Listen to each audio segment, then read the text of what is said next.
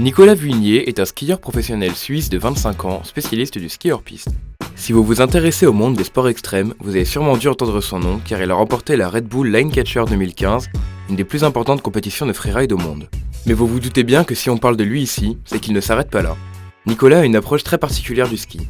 Artiste dans l'âme et passionné de vidéo, il s'en sert comme un moyen de laisser parler son style et sa créativité. Nicolas a sorti en 2016 3 vidéos complètement dingues. La première, Torched, répond à la question qu'on s'est tous déjà posée une fois. Mais qu'est-ce qu'il se passe si on accroche des fusées de détresse à des skis ? Le résultat, on vous laisse le découvrir en images.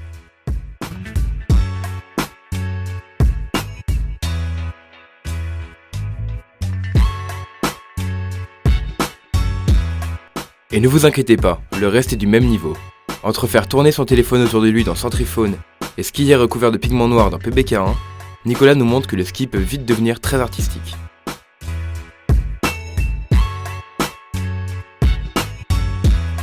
En plus de ça, le jeune skieur est aussi très actif sur les réseaux sociaux. Entre ses gifs psychédéliques et ses photos magnifiques, Nicolas est sans doute l'un des skieurs les plus connectés et présents sur Facebook et Instagram. On vous propose donc de découvrir toutes ses créations, les liens sont dans la description. Akinori Goto est un artiste japonais amateur de 3D et de jeux de lumière. Titulaire d'un bon nombre de prix pour ses œuvres et son univers artistique, Goto nous a tapé dans l'œil avec une œuvre combinant à la fois la 3D et la lumière, portant le nom de Toki Ballet. Exposé au Spiral Independent Creator Festival, Ballet n'est pas la première œuvre de ce type créée par l'artiste japonais.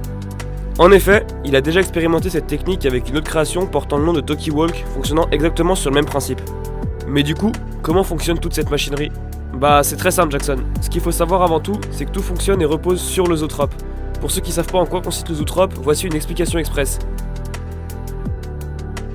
En premier lieu, Akinori a décomposé le mouvement exécuté par la danseuse en 2D avant de le replacer en 3D. Il a ensuite redisposé les silhouettes autour d'un axe central avant d'utiliser un logiciel de 3D et de morphing pour obtenir un modèle circulaire sans interruption avant de passer à l'impression du squelette. Une fois l'impression terminée, il suffit de la placer sur un socle pivotant et de l'éclairer avec une raie lumineuse et le tour est joué, votre œuvre est passée dans Cactus sans aucun problème. Si vous voulez en savoir plus sur le sujet, les liens sont disponibles dans la description. Lucas Doer est un graphiste et un artiste visuel vivant à Berlin. Son intention est de combiner le design avec l'art et vice-versa. Afin de déclencher des émotions puissantes, agréables et rafraîchissantes, il aime également appuyer ses créations sur des supports visuels différents pour chacun de ses projets.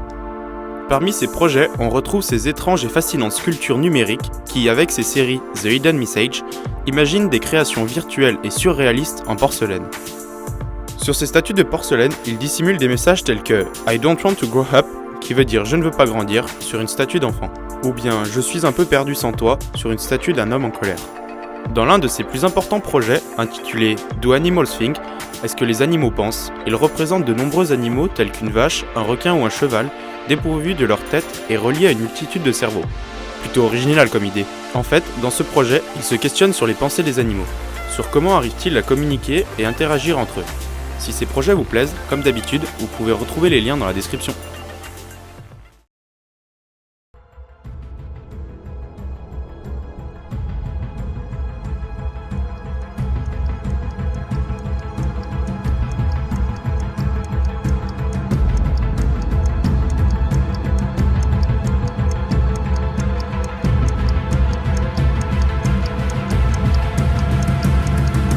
Bon mais tu joues là ? Plus ça pique, plus c'est bon. Donc on fait monter la pression. On a dit plus ça pique, plus c'est bon.